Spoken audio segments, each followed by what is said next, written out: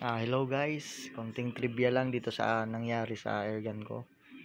Bago nga pala natin siya tatanggalin sa airgun, 'di ba nag-pump tayo? Diyan tinanggal ko agad siya dito sa sa male adapter niya na hindi ko man lang pinapakawalan pa ang hangin sa PCP pump. Bleeder niya, air bleeder.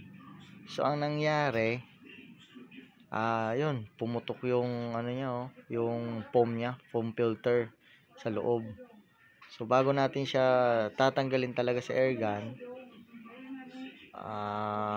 papakawalan muna natin sa may air bleeder niya sa PCP pump para hindi ganito nangyari. Kala ko sira na biglang pumutok yung PCP foam niya, foam filter sa loob.